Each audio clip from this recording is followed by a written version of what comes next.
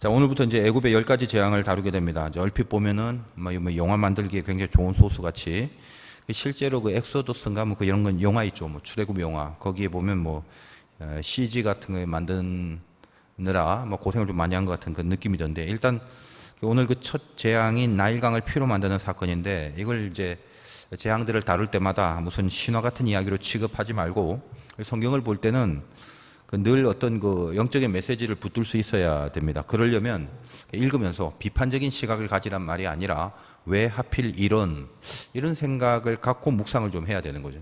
여러분이 성경 읽으면 한국말도 안 그래도 가뜩 어려운데 글자, 눈에 보이는 글자만으로 그냥 읽어가려니까 이 안에서 나에게 주는 그 뜻이 잘 전달이 안 될 때가 많아요. 그래서 적어도 한 10번 이상은 읽어야 대강 윤곽도 알고 성경에 대한 느낌도 있고. 그런데 사실 뭐 일회독도 안 한 사람이 교회 다니는 사람들 중에 내 생각에 한 80% 정도는 일회독도 안 하고 다니거든. 한국 교회 교인이 그래요, 원래부터.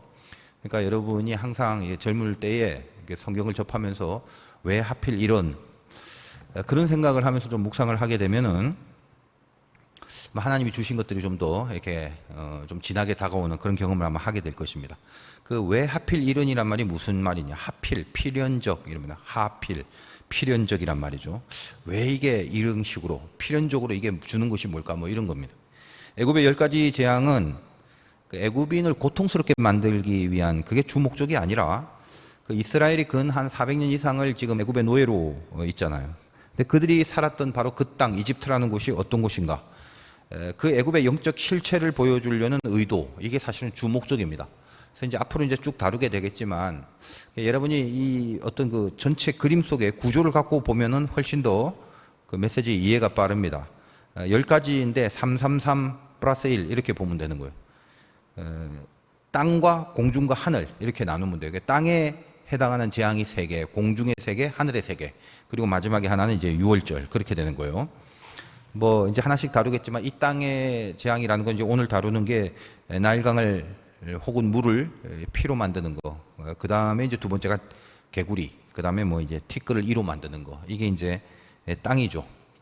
그 다음에 이제 공중, 중간쯤 되는 데는 이제 뭐 파리도 나오고 악질, 독종. 그 다음에 하늘에 있는 것은 뭐 우박도 내리고 메뚜기, 뭐 암흑, 이렇게 9가지인데, 이게 뭐예요? 그러니까 땅, 공중, 하늘. 이게 사람이 살고 있는 3차원적인 공간의 모든 거죠. 땅, 공간, 하늘이. 그러니까 여러분 지금 서 있으면 땅바닥도 있고 공중 있고 하늘 있고 그렇잖아요. 모든 공간이라고, 온통 재앙이란 말이에요. 어딘가에 있든지 어디에 있든지 거기 전부가, 그 전부가 다 재앙이다. 그 메시지를 주는 것입니다. 자, 애굽에 어디에 있든지 그게 다 재앙이야. 그거 어떻게 해야 돼? 떠나는 것밖에 없잖아요. 그러니까 이 애굽이 주는 어떤 실체, 죄의 온상, 그 어떤 마귀의 본고지, 이런 걸 말하는데, 죄를 떠나려면은 내가 이제 떠나야겠다라는 명백한 동기부여가 돼야 되는데, 그 동기부여가 뭐냐? 죄가 얼마나 나쁜 건지 깨달아야, 그래야 떠나는 거죠. 술을 끊으려고 아무래도 안 되는 사람이 있어. 술 중독자. 근데 이 술을 뭐 그렇게 뭐 완전히 병적으로 중독되는 건 할 수 없지만, 너무너무 안 끊어지는 사람한테 술을 끊으려면 가장 좋은 말씀이 있습니다. 성경에는 없어요. 병원에 있는 말씀인데, 가난 말기입니다. 이 얘기를 듣는 순간 웬만한 건 자동으로 끊어. 얼마나 나쁜지 실체를 본 거잖아. 이제까지 몰랐어. 근데 실체를 본 거야. 가난 말기래. 그런 얘기를 듣고도 마시는 사람은 그냥 말릴 수 없지. 죽겠다는 사람은 어떻게 말려? 그건 할 수 없는 거고. 그런 것처럼 가장 나쁜 것에 대한 실체를 보면 떠날 수밖에 없습니다. 이게 가장 중요한 의도예요.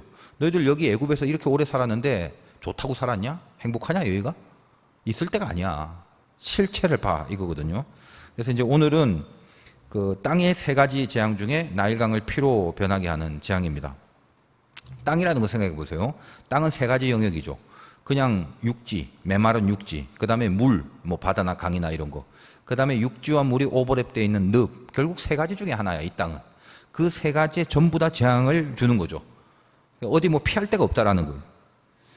그러니까 나일강이 피로 변했다. 이 재앙은 이제 오늘 이 물에 대한 재앙이지. 그 다음에 다음 시간에는 늪에서 개구리가 나오는 거예요. 그 다음에 이제 육지에 있는 티끌이 이제 이가 되는 이 재앙입니다. 그러니까 밑에 있는 땅을 초토화시키는 그런 거죠.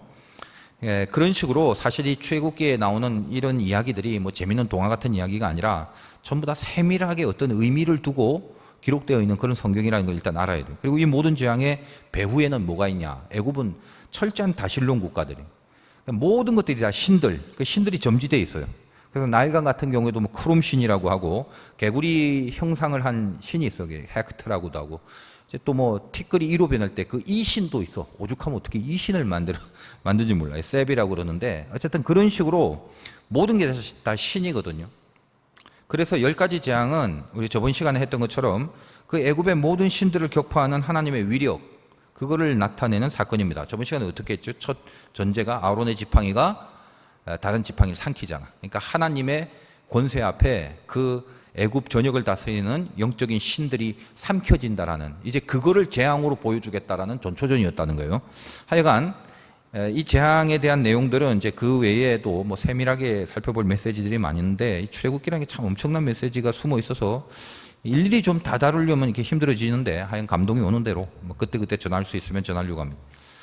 이제 또 보통 사람들한테는 잘 안 보이는 이제 메시지를 언급해 본다면, 여기 뭐 지팡이라는 플롯이 이게 이제 출애굽기 내내 그리고 앞으로 민수기까지 이어지는 아주 중요한 플롯인데, 자, 모세의 지팡이도 있고 아론의 지팡이도 있고 그렇잖아요. 저번 시간에는 아론의 지팡이를 다뤘지. 그러니까 출애굽기 내내 아무튼 지팡이에 대한 언급이 계속되는데, 이 지팡이에 대한 메시지도 상당히 깊습니다. 그래서 염두에 두고 있어야 될 부분이에요. 자, 처음에 이제 모세한테 확신을 주려고 사용한 지팡이가 있잖아요. 모세의 지팡이. 그래서 내려놓으면 뱀이 되는 거. 그때 뱀은 히브리 말로 번역하면 나우시라고 그랬지. 일반 보통 징그러운 뱀, 그걸 말하는 겁니다. 그러니까 모세가 들고 있었던 그 지팡이는 던졌을 때 처음에 나하시라는 뱀이 된 지팡이고, 그 다음에 저번 시간에 그 애굽의 다른 뱀들, 그걸 삼킨 지팡이는 모세 지팡이가 아니라 아론의 지팡이였죠. 그래서 그 지팡이가 변해서 뱀이 됐을 때 그 뱀은 탄닌이라고 해서 일반 나하시가 아니라 뱀 같은 괴물을 말한다고 그랬어요. 근데 오늘도 이제 지팡이 얘기가 많이 나와요. 자, 이제부터 이제 여러분이 한번 유심히 한번 봤으면 좋겠어요. 자, 15절 보니까, 아침에 너는 바로에게 가서 가라, 보라, 그가 물 있는 곳으로 나오리. 너는 나일강가에 있어서 그를 맞으며 그 뱀되었던 지팡이를 손에 잡고, 지금 하나님이 모세한테 처음 말한 겁니다. 그 뱀되었던 지팡이를 다시 잡고. 이거 누구 지팡이에요? 당연히 지금 모세 거죠. 모세한테 말하고 있잖아. 그러면 이 뱀이라는 부분이 히브리 원어에 보면 여기 뱀이 나하시라고 돼 있겠어요? 탄닌이라고 돼 있겠어요? 당연히 모세의 지팡이니까 이제 나하시라고 돼 있겠죠. 만약에 혹시 이 부분의 원문이 탄닌으로 되어 있다면 모세한테 가서 너는 아론의 지팡이를 잡으라고 하는 말이 되는 거거든. 뭐 어떻게 돌아가는지 이해를 하고 있으리라 믿고, 자, 그리고 이제 바로에게 가서 전하라. 모세한테 너 이제 바로에게 가서 이런 말을 전해라 하는 내용 중에 17절 한번 봐요. 여호와가 이같이 이르노니 네가 이로 말미암아 나를 여호와인 줄 알리라. 볼지어다 내가 내 손에 지팡이로 나일강을 치면 그것이 피로 변하고. 자, 뭐라고 전하라고 그랬죠? 하나님이 네 지팡이, 모세의 지팡이, 그걸로 나일강을 치면 그것이 피로 변한다. 그렇게 돼 있단 말이에요. 친다라는 건 이렇게 알지, 동작이 친다는 건데, 근데 또 19절 한번 봐요. 여호와께서 모세에게 이르시되 아론에게 명하기를 네 지팡이를 잡고 네 팔을 애굽의 물들과 강들과 운하목과 모든 호수 위에 내밀라 하라. 그것들이 피가 되리니 애굽 온 땅과 나무 그릇과 돌그릇 안에 모두 피가 있으리라. 자, 여기는 또 하나님이 모세한테 이제는 아론한테 가서 또 전하라. 무슨 말을 전하라는 것입니까? 지팡이를 아론한테, 아론이 자기의 지팡이를 잡고 물 위에 이렇게 내밀으라, 이렇게 얘기를 합니다. 이거 뭘 해야 돼 그러면? 근데 이제 실전에서는 어떻게 했는지 20절 한번 보세요. 실전 현장에서 모세와 아론이 여호와께서 명령하신 대로 행하여 바로와 그의 시나이 목전에서 지팡이를 들어 나일강을 치니 그 물이 다 피로 변하니, 이렇게 돼 있죠. 그러니까 나일강 쳤습니다. 이렇게 표현되어 있습니다. 그러니까 이제 이런 거를 여러분은 그냥 생각 없이 읽지도 않겠지만 그냥 읽어라 해도 생각 없이 읽기 때문에 치든 내밀든 아론이든 모세든 이렇게 지팡이든 짝대기든 뭔 상관이 있어. 이렇게 그냥 넘어가면 할 수 없어요. 그런데 조금 한번 꼼꼼히 살펴보면 왜 하필 이런 그 마음을 갖고 살펴보면 이상하다 이 말이에요. 어떻게 하라는 말이야 도대체? 어떻게 흘러가는 거야? 진실이 뭐야? 그거거든요. 그러니까 이제 앞으로 이 모든 재앙의 사건마다 지팡이가 등장하는데 거의 등장합니다. 근데 이 첫 번째 재앙에 아예 애초부터 분명한 메시지를 깔아두고 시작하려는 의도가 있습니다. 그러니까 일단 이제 앞으로 진행될 이 지팡이들이 실은 어떤 분명한 메시지를 주려고 기록되어 있다는 걸 이제 발견하게 되는데, 처음 땅의 이 재앙 세 가지, 여기는 잘 이렇게 성경을 보다 보면 아론의 지팡이가 사용돼요. 이 땅의 세 가지 재앙, 물과 피, 개구리, 이거는. 그리고 공중의 세 가지 재앙은 하나님의 친히, 하나님 자신이 친히 일으키십니다. 모세나 아론의 지팡이가 사용되지 않아요. 그러니까 뭐 굳이 말하자면 하나님 자신의 지팡이랄까 뭐 그런 건 없지만, 하여간 구조적으로 말하자면 그렇고, 그 다음에 마지막 하늘에 있는 세 가지 재앙은 그때는 모세의 지팡이가 사용됩니다. 그러니까 아론과 모세 사이에 하나님이 이렇게 있고 그 둘을 이렇게 연결해 준다는 개념인데, 그렇게 사용되어 있단 말이에요. 그리고 사용하는 방법도 마찬가지.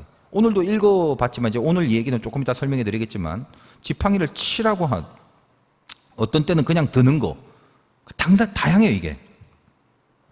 그리고 또 많은 부분에서 이 지팡이 얘기 말고도 어떤 전체적으로 흐르는 구조적인 흐름도 있어요. 그래서 이 출애굽기가 참 이 메시지가 깊은데, 예를 들면 바로의 태도 같은 겁니다. 어떤 식으로 점진적인 변화를 보여지는 그런 내용들을 안 빠지고 꼭 기록을 해두기도 하거든요. 그러니까 예를 들면 오늘 첫 재앙의 사건 이후 바로의 태도, 예를 들면 살짝 언급한 부분이 23절. 자, 이제 물이 피로 변했잖아. 그랬더니 바로가 돌이켜 궁으로 들어가고 그 일에 관심을 가지지도 아니하고, 관심을 안 가지네. 뭐 그럴 수도 있지. 우리 애굽 술사도 해서 이 정도. 근데 이제 둘째, 셋째, 넷째 이렇게 가면서 꼭 빠짐없이 바로의 태도를 언급해요. 그것도 의도가 있는 거야. 이 바로가 상징한 악한 마귀가 어떻게 하나님의 권세 앞에서 변화되느냐, 이제 이런 걸 가르쳐 주려는 그런 흐름도 있다라는 거예요. 뭐 여러 가지가 많은데, 하여간 출애굽기는 그 메시지의 그 정밀함이 굉장히 놀랍도록 감추어져 있는 그 성경입니다. 글쎄 어떤 천재 작가가 이렇게 의도적으로 좀 글을 써라 해도 이런 전체 흐름을 다 고려해서 여러 가지를 이렇게 구조적으로, 이게 좀 힘들 것 같아요. 그래서 하나님이 우리에게 주시려는 메시지 때문에 이런 굉장히 구조적인 정밀함들이 감춰져 있다, 이렇게 우리가 파악을 하는 것도 은혜가 됩니다. 자, 일단 이제 오늘 재앙이 지팡이 이 사건의 첫 단추기 때문에 핵심 개념을 알고, 그 다음에 둘째, 셋째, 넷째 재앙에 사용된 지팡이의 총체적 개념을 좀 알아야 되는데, 하나님이 나일강 재앙을 첫 번째 말할 때, 자, 모세가 지팡이로 강을 치면 피로 변한다고 말했죠. 그 다음에는 어떻게 아론한테 가서 아론의 지팡이를 물을 향하여 내밀어라라고 했죠. 그리고 현장에서는 지팡이로 물을 쳤다라고 이렇게 표현이 되어 있습니다. 자, 그렇다면 일단 현장에서 실제로 현실적인 액션이 뭘 것 같아? 어떻게 했을 것 같아? 이 얘기를 쭉 보면 잘 모를 거예요. 잘 모르지만 그래도 가장 구체적인 언급이 뭐냐면 사실은 아론의 지팡이죠. 그러니까 아론이 그의 지팡이를 내민 거, 이걸 현장 액션으로 보면 됩니다. 예를 들면 그래서 이 성경을 토대로 영화를 찍는다 그러면, 하나님이 모세에게 어떤 말을 했든지 간에 그 물이 피로 변하는 그 장면, 그 씬에서는 어떻게 해야 되냐면 아론이 지팡이를 내밀어서 물이 피로 변해야 된다, 이 말이에요. 그게 현장 액션 씬이야. 그러면 아론한테 지팡이를 내밀어라고 말한 그 앞부분, 모세한테 지팡이를 치라 했던 거라든지, 그 다음에 그 뒷부분, 모세와 아론이 거기 가서 지팡이로 치니 뭐 이렇게 표현했다든지, 그거는 어떤 거냐라는 거예요. 그거는 굉장히 본질적인 말입니다. 그러니까 그 본질이 현상화된 거, 이게 이제 아론의 액션이 되는데, 지팡이로 친다는 게 본질적 의미입니다. 앞으로 나오는 모든 표현이 그래요. 그건 치는 이 행위를 말하는 게 아니라 하나님이 친다라는 거예요. 그러니까 하나님이 개입하고 하나님이 역사한다라는 그런 뜻입니다. 그걸 말하는 거예요. 제 말이 아니라 여기 이제 25절 오늘 마지막 절 보세요. 여호와께서 나일강을 치신 후 이래가 지나니라. 자, 뭐다? 여호와께서 나일강을 치셨다는 거지. 그러니까 결국 아론이 지팡이를 내밀어서 물이 피로 변했지만은 이것에 대한 본질이 뭐냐면 하나님이 치신 거예요. 하나님이 치셨기 때문에 모세한테도 그렇게 표현한 거지. 네 지팡이로 나일강을 쳐라. 그리고 마지막 편에도 어떻게 묘사를 했냐면 모세와 아론이 지팡이로 물을 치매, 이렇게 돼 있지. 그러나 중간에 구체적인 액션은 어떤 거였어? 아론한테 지팡이를 내밀어라고 표현했기 때문에 실제 액션은 아론의 액션이었어요. 그러나 그 현상의 배후에 있는 본질은 이건 다 하나님이 치는 거다, 그걸 말하고 있다라는 거예요. 그게 굉장히 중요합니다. 이게 전체 재앙의 이야기가 나올 때마다 이 지팡이 얘기가 나와요. 그러니까 앞으로 이 지팡이로 누가 어떻게 하든지 간에 그의 본질은 전부 다 하나님이 하시는 것이라는 거, 그걸 알고 가자. 이 취지로 지금 첫 번째 재앙에서 지팡이에 대한 묘사들이 여러 번 지금 나오게 된 거예요. 아시겠죠? 그래서 실은 이제 이 영적인 교훈이 나중에 이제 민수기에 가면 무리바 사건에서 또 나오는데 뭐 반석을 지팡이로 치는 그런 사건이 있어요. 매우 중요한 이제 성경 사건이지만 오늘 다룰 게 아니니까 좀 미루고, 결론은 뭐다? 지팡이로 친다라는 개념 속에 들어있는 가장 본질, 하나님이 하신 것이란 뜻이. 그리고 그것을 분명히 해야 된다. 분명히 이건 하나님이 하신 거다라는 것을 그걸 분명히 하고 들어가라. 만약에 그걸 놓치면 모세도 벌 받고 그래요. 나중에 저 민수기에 가면. 하여간 그 메시지를 주는 거라는 걸 명심하면 됩니다. 아시겠죠? 그래서 오늘 뭐 여러 가지 지팡이 치고 내밀고 있지만 본질이 어떤 거고 그 본질에 부합한 현상이 어떤 거라는 걸 이해하고 읽으면 이제 개념이 잡힐 거다라는 것입니다. 자, 그러면 물이 피로 변하는 이 재앙의 메시지가 뭐냐? 오늘 간단하죠. 이거는 뭐냐면 힘의 근원이 뭐냐? 이 싸움이에요. 제일 첫 번째. 자, 이 땅이 너희들이 살 곳이 아니다라는 걸 가르쳐 줌과 동시에 그 땅의 그 부분을 지배하고 있는 신의 파워를 하나님의 권세로 제압하는 거다. 그러면서 그들에게 어떤 메시지를 주고 있느냐? 너희들이 지금 정신 차려라. 힘의 근원이 뭔가를 그거를 분명하게 해라. 지금 이런 메시지를 주고 있거든요. 이 애굽이 강력한 원인이 뭐냐면 나일강 때문이거든요. 비옥하고 풍성한 이유, 그 나일강입니다. 그래서 세계 4대 문명 중에 하나가 이집트 문명이 있잖아. 항상 그 문명이 발달된 곳에는 물이 없으면 안 돼. 뭐 황하, 뭐 메소포타미아 이런 것처럼. 그런 것처럼 이 바로가 나일강에 나와서 그 이집트의 풍요로움을 기원하기 위하여 제사를 드립니다. 이집트의 번영을 추구합니다. 그 나일강에. 그 나일강을 지키는 수호신이 크롬이라고 있는데 뭐 그 외에도 뭐 하피나 뭐 오시리스 이런 뭐 다른 신들이 있어요. 근데 뭐 신들이 워낙 많아갖고 뭐 지들끼리 족보도 있고 뭐 복잡해. 그래서 뭐 그런 것까지 알 필요 없고. 바로 그 나일강이 어때요? 그 풍성함과 비옥함, 그게 이집트의 결국 근원의 힘이 되어 있는 그 젖줄기였는데 그 물이 뭘로 변한다? 피로 변하는 거지. 피로 변한다는 건 죽음으로 변한다는 거예요. 강에 고기들이 죽고 말씀 보니까 거기 막 악취가 나고 물을 마시지 못하잖아. 그리고 그걸 7일 동안 그 재앙이 계속된다는 것입니다. 그들이 뭘 깨달았을까? 이것이 우리의 그 에너지 핵인데, 이게. 이 나일강이 우리의 근본이고 이집트의 밑바닥의 가장 근원적인 힘인데 이게 보니까 결국 아무것도 아닌 죽음이었다. 악취가 나고 구토가 나는 이런 것들이었다. 이걸 이스라엘로 하여금 보게 하는 거예요. 너희들이 힘의 근원을 뭘 잡고 있느냐 이거예요. 여러분, 사람이라는 게 참 그 중요한 게 뭐냐면 사람은 가치 중심의 존재입니다. 그러니까 가치가 있으면 가는 거야. 가치가 있으면 뭘 걸어요. 가치가 있으면 그쪽으로 향한단 말이지. 근데 가치의 핵심이 뭐냐? 힘입니다, 힘. 그래서 돈이 가치가 있다. 그 이유가 뭐냐면 돈에 힘이 있기 때문이거든. 성경에도 있잖아. 밭에 있는 보화를 발견해. 그냥 지나갈 때는 저게 무슨 소주병 깨진 건지 유리잔 깨진 건지 몰랐는데 몇 번 지나가다 보니까 이상해서 한번 봤더니 다이아몬드네? 엄청난 보화야. 보화인 걸 알았어. 가치를 깨달았죠. 그 순간 가서 자기 모든 것을 팔아서 그 밭을 사버린단 말이지. 사람의 액션이 그렇게 나오는 거죠. 여러분도 그죠? 뭐 갤러 터진 거 다 알지만 그래도 불구하고 내가 하여간 화들짝 놀라며 총력을 기울일 그때는 뭐냐면 가치를 발견할 때거든요. 근데 그 가치의 밑바닥에는 항상 뭐가 있냐면 힘이라, 힘. 그러니까 힘이라는 게 없는 가치가 없어요. 무슨 그 보화를 산 사람도 생각해봐. 보화가 뭐 색깔이 이뻐갖고 그래서 가치가 있어서 샀겠어? 아니죠. 팔면 돈이 돼. 자기가 갖고 있는 모든 걸 판 것보다 수십 배, 수백 배의 돈이 돼. 힘이 있는 거예요, 이게. 그래서 이스라엘이 그 애굽인들처럼 그 나일강의 비옥함을 힘으로 삼고 거기 안주해서 거기 제사드리는데 같이 합류하고 그걸 바라보고 있는 바로 그 애굽이라는 것이 너희들 봐라. 무엇이 힘의 근원이냐? 이 이집트에서 힘의 근원으로 삼고 있는 게 뭔가 이걸 분명히 보라는 거지. 그거 힘 아니야. 니들이 힘이라고 착각하지 마. 그건 피다, 피. 죽는 것밖에 안 돼. 그걸 얘기하는 거지. 우리 그 젊은이 여러분들 그 힘들죠? 젊다는 게 좀 힘든 거예요, 젊다는 게. 나이가 들어도 힘든데, 힘든 건 다 마찬가지 인생이라는 게. 근데 하여간 살면서 뭐 하려고 이렇게 낑낑대고 열심히 살려고 하니? 가만히 생각해 보세요. 여러분 힘 잡으려고 하는 거거든, 사실은. 공부도, 뭐 진학도, 취업도. 하다못해 결혼도 어때? 뭐 아무나 결혼해? 돈 많고. 왜 건강한 사람, 응? 뭐 학벌 좋고, 잘생기고, 자매 같은 뭐 이쁘고, 기타 등등. 권세 있고, 가문 좋고, 그런 거. 그런 걸 선택하는 선택의 기준이 뭐냐면 근본적으로 힘이 있는 사람을 원하는 거잖아. 힘 때문에 택하는 거지. 그래야 자기가 더불어서 힘을 얻어서 살 수 있단 말이죠. 여러분 세상 살면서 그런 건 하등 중요한 게 아니라고 말하는 게 아니야. 솔직히 말하면 실은 하나도 안 중요한데 저는 그래요. 근데 그렇다고 그런 것들을 뭐가 중요합니까? 이렇게 말하면 여러분이 아멘으로 화답할 리가 없다는 걸 내가 잘 아니까 중요하지 않은 건 아니다라고 말은 해주지만 실은 별 중요한 게 아니죠. 왜냐? 다 죽어요, 여러분들. 뭐 얼만큼 오래 살 거라고.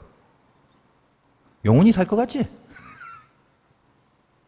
눈 깜빡할 사이에 내일 모레 환갑이야. 보니까 세상이 이렇게 빠르더라. 핵심은 뭐냐? 힘의 근원은 놓쳐. 가장 근원. 그 근원을 놓치면서 부수적인 힘들을 찾으려고 인생을 사니까 열심히 뛰는데 뭐가 안 잡혀. 그러니까 뭐 열심히 뛰는데 허해. 뭐 열심히 뛰는데 조바심이 나. 뭐 열심히 하고는 있는데 초조해. 왜 그래요? 부수적인 힘을 찾기 때문에 그래요. 근원의 힘을 찾는 게 중요한데 말이지. 자, 이스라엘은 그 힘이 하나님이지. 그거 잊어버리고 400년 이상을 살았어요. 실은. 지팡이가 왜 나옵니까? 힘이 어디 있느냐 그거잖아. 그래서 애초부터 모세를 부를 때 그거잖아. 하나님이 힘이기 때문에 하나님이 붙들어야 지팡이가 능력이 된다는 거야. 여러분 다 지팡이 같은 존재 아니에요? 저기 세워놓고 발로 한번 팍 치면 뿌지직 부러진다고. 아무것도 쓸모없는 막대기. 부지깽이 같은 존재지. 근데 그 부지깽이 같은 막대기가 어디서 힘이 나오냐면 거기서 힘이 안 나온단 말이에요. 막 가꾸고 당금질하고 니스 바르고 무슨 뭐 가죽으로 감고 이래도 안 돼. 그냥 우리는 마른 막대기, 지팡이밖에 안 됩니다. 근데 힘이 어디서? 힘은 하나님의 손에 있다는 거예요. 그거 가르쳐 주는 거예요. 출애굽 내내. 하나님이 붙잡는 이 힘의 근원에 붙잡힐 때 그때 힘이 나온다는 얘기를 계속 하는 거지. 근데 애굽인과 똑같이 이스라엘 지금 나일강 주변에서 뭐 하고 있어요? 저게 힘의 근원이다 하고 침 질질 흘리면서 저 애굽인들하고 같이 거기서 제사 지내고 그걸 보고 있더라는 것입니다. 그리고 지들도 노예로 살면서도 그것도 모르고 여기가 조사 없네. 뭐 일만 하면 먹을 건 주지. 먹을 게 떨어지진 않잖아. 그 비옥함이 있으니까. 그걸 그들의 존재의 기반과 힘의 근원으로 삼았다라는 거예요. 카이로스 교재 예화에도 있는데 예전에 그 친구가 야구방망이 갖고 왔고 서로 양쪽 끝을 한 손으로 잡고 이렇게 반대쪽으로 이렇게 돌리는 내기 이걸 했다고. 누가 힘이 세냐 이거지. 난 뭐 자신이 있으니까 하자고 그랬는데 그 손잡이하고 야구방망이 뭉퉁한 부분하고 어딜 잡겠냐 그러더라고. 생각해 보세요. 뭉퉁한 부분 잡기 애매하잖아. 내가 잽싸게 이제 손잡이 부분을 잡겠다고 했지. 그 친구는 별로 힘도 없는 친구였는데 막상 시작하자마자 내가 아무리 힘을 써도 몸이 휙 돌아갈 정도로 그렇게 졌어요. 나중에 알았죠. 그 친구는 이미 알고 있었고 그 뭉퉁한 부분이 손잡이 부분보다 5배 힘이 나온다는 거예요. 이게 힘의 근원이야. 그러니까 걔는 힘의 근원을 잡고 있어요. 그러니까 내가 생각하고 내가 보는 거하고는 완전히 다른 거예요. 손잡이가 더 잘 깔끔하게 꽉 질 수 있고 그걸같이 뭉퉁한 데는 잘 못 질 것 같잖아. 근데 이게 5배라니까. 집에 가서 한번 해봐요. 궁금하면. 그때 내가 큰 깨달음 얻었어. 내가 보는 거하고 다르다. 내가 생각하는 거 다르다. 뭔가 힘의 근원이라는 것은 분명히 내 생각과 다른 곳에 있다. 근데 그 정도는 내가 알았어요. 그때는 교회 다니기 전이었는데. 여러분 대표적으로 삼손 한번 봐요. 그가 머리를 자르지 않는 이유가 뭐죠? 머리카락이 힘의 근원이 아니단 말이지. 그 머리라는 건 주인을 상징하는데 나시린이라는 존재의 그 주인은 하나님이다. 그러니까 머리를 자르지 말라는 건 머리카락에 힘이 있어서가 아니라 하나님을 자르지 말라는 상징이야. 그 인생에서. 근데 삼손은 평생 어때요? 그 머리카락에 힘이 있는 줄 알고 살았어요. 온갖 죄를 다 저지르고 나시린으로 살아가는 기본적인 수칙들 모조리 어기고 살았는데 근데 싸움에서 지지를 않아. 이게 굉장히 신기한 거예요. 우리 상식 같았으면 믿음으로 잘 살면 뭔가 좀 하나님 잘 도와주고 개판 5분 전이면 좀 멸망하고 이래야 되는데 삼손의 스토리를 보면 하여간 이 삼손이 주는 교훈은 성경의 그 랭킹에 해당하는 중요한 교훈입니다. 하나님의 뜻을 따르지 않고 죄를 저지르고 살았는데 어느 정도는 그냥 아무 일도 없이 잘 되기만 하더라. 그거거든. 여러분이 힘들 때나 좀 고난이 있을 때는요, 오히려 은혜를 받고 하나님의 자녀로 여러분이 살고 있기 때문에 뭔가 이렇게 하나님을 붙잡겠다라는 가난한 마음, 이 영적인 마음들이 더 생겨서 외려 괜찮습니다, 사실은. 그게 중요한 게 아니라 더 심각한 그 문제가 뭐냐면 하나님과 멀어져 가는데 별로 큰 일이 안 나. 분명히 상태가 안 좋은데 근데 이상하게 오히려 일이 더 잘 풀려. 이게 진짜 위험한 거거든요. 목회를 하면서 두 부분의 부류가 있어요. 뭐 안 나오던 새벽기도 나오는 사람, 안 하던 열심을 부리는 사람. 그 사람 가만 보면 10중 8구는 제가 아주 심각한 고난 속에 있어. 계속 기어 나오는 거야, 말 안 해도. 그래서 어떤 아픔이 있고 고난이 있으면 목사님 뭐 어떻게 하면 제가 속으로 기쁨, 얼굴은 막 그래요 안 됐어요 하지만 속으로는 그냥 기쁨이 있어요. 그러니까 못 돼서 기쁜 게 아니라 이 사람이 이제 하나님과 가까워질 거야. 뻔해 스토리가. 이 사람이 진짜 하나님의 자녀라면. 근데 굉장히 잘 되는 사람이잖아. 그래서 뭐 축복해 주세요, 뭐 해주세요 하는데 축복은 이래 웃으면서 하지만 속으로 계속 불안해요. 계속. 다 그런 건 아니지만 10중 8구가 그래. 왜? 사람이 자기가 강해지면 하나님과 멀어지는 거예요. 어쩔 수 없어요, 인간이란 게. 그러니까 그런 걸 내가 하도 통계적으로 많이 보다 보니까 외려 막 힘들고 고난에 찬 사람들 보면 속에서 찬스, 그냥 하나님과 가까워진다 이렇게 되는 거거든. 근데 삼손 봐, 하나님과 멀어진다고. 멀어지는데 일이 너무 잘 돼. 지질 않아. 한 번도 뭐 진 적이 없어. 이상하죠? 근데 여러분 인생 속에도 그런 게 있다라는 거예요. 잘 되기만 할 때. 이 진짜 위험합니다. 그건 뭐냐? 마귀의 크로스 카운터.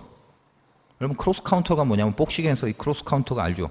뭔지. 그냥 주먹으로 이렇게 맞을 때보다 내가 펀치를 날리는데 동시에 상대가 펀치를 날리는 거예요.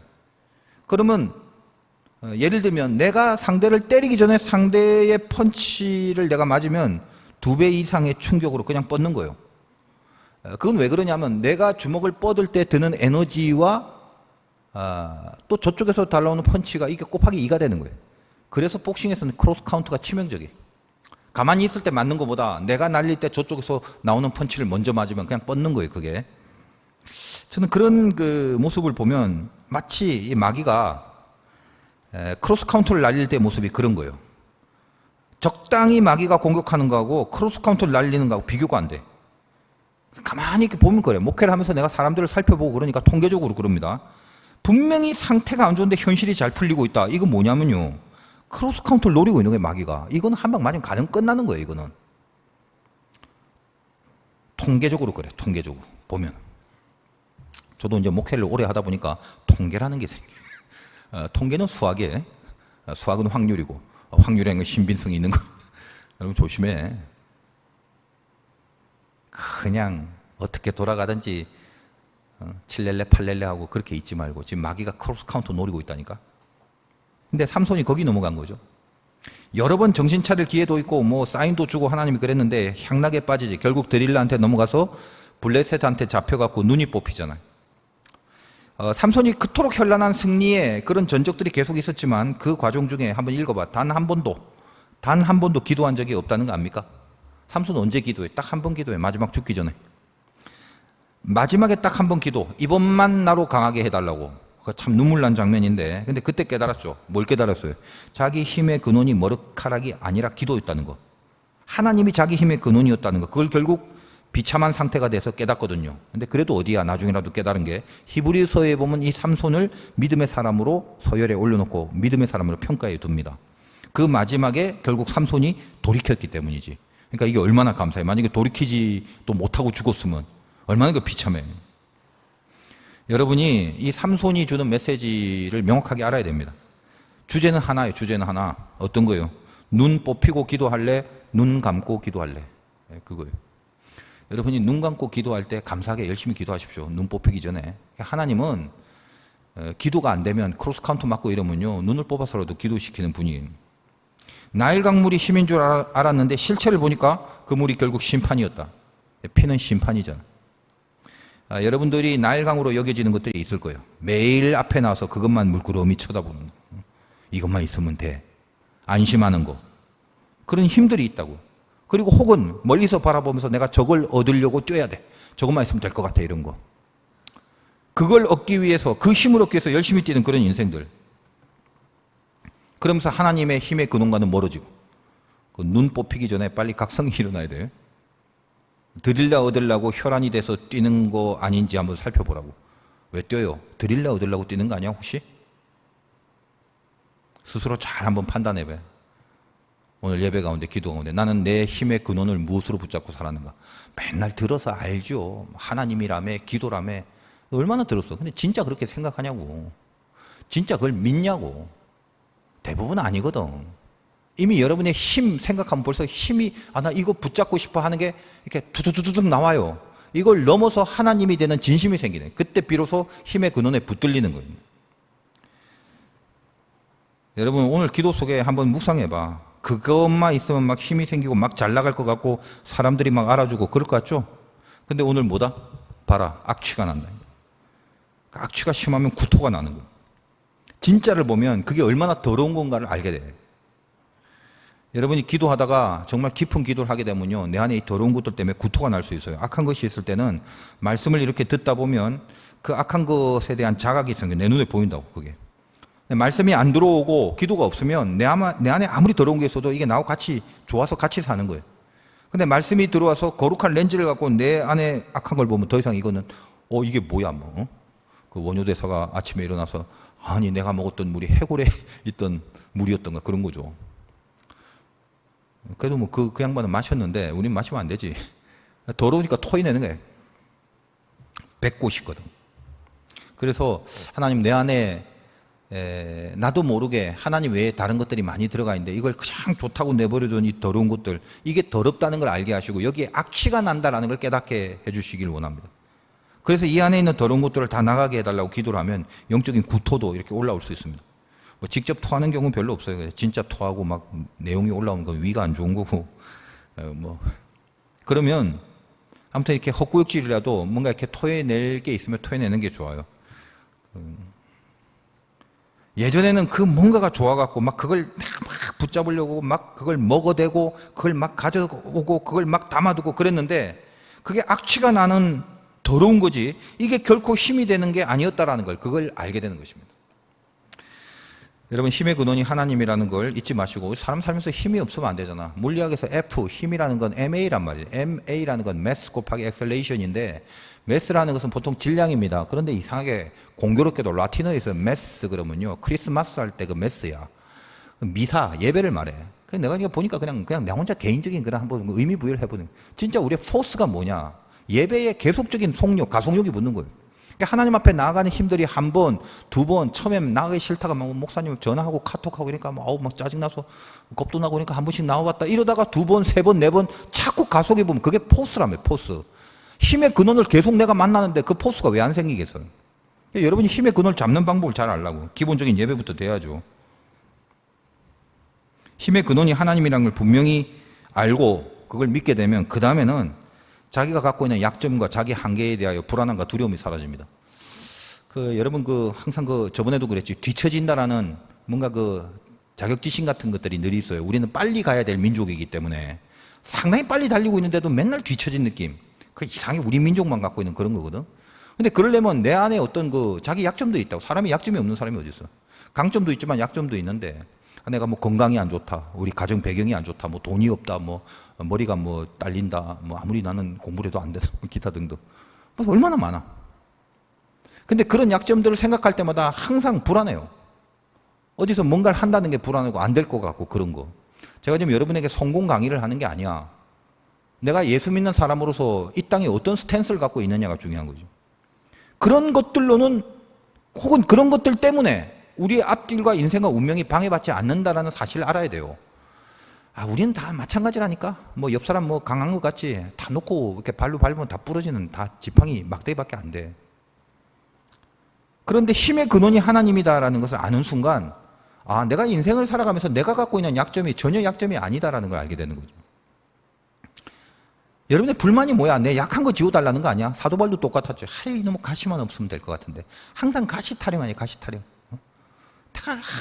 내 이런 집만 아니면 내 지갑에 돈만 이 정도 있었으면 내 통장에 이것만 있었으면 기타 등등 내 체력이 이렇게만 됐으면 내 생긴 게 이랬으면 뭐 기타 등등. 그래서 그것만 없었으면 막 날아갈 것 같은 그런 거 있죠. 그게 인간관계일 수도 있고 물질에 대한 것도 일 수도 있고 자기 상황일 수도 있고 기타 등등이 있단 말이야. 근데 힘의 근원인 하나님 앞에 딱 붙들리는 순간 가시에 대한 개념이 바뀌지. 사도 바울이 이거 빼달라고 3번씩 기도해요. 안 빼줘 하나님이. 안 빼주는 이유가 있지. 왜? 너 그거 아무 지장 없어 네 인생에. 내가 너를 붙잡는 순간 너는 영광 위하여 쓰임받을 때 네 가시는 전혀 방해가 안 돼. 걱정하지 마. 오히려 가시 때문에 너를 영광 중에 높이리라.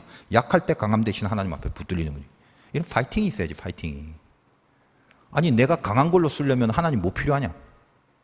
약하다고 고백할 때 내가 잘 돼도 교만하지 않고 하나님 앞에 영광 돌리고, 약하다고 고백하며 힘의 근원이 하나님이란 걸 알 때 내가 못나도 절망하지 않고 하나님이 그 다음번을 나에게 또 이끄신다라는 인도하심이 있고. 그러니까 예수 믿는 사람의 정확한 평강은 뭐냐면 절대 잘 돼서 교만하지도 않고 못 돼서 절망하지도 않는 거지. 항상 그 모습 그대로 하나님 힘에 붙들려 살아가는 모습입니다. 이게 포스예요, 이 포스.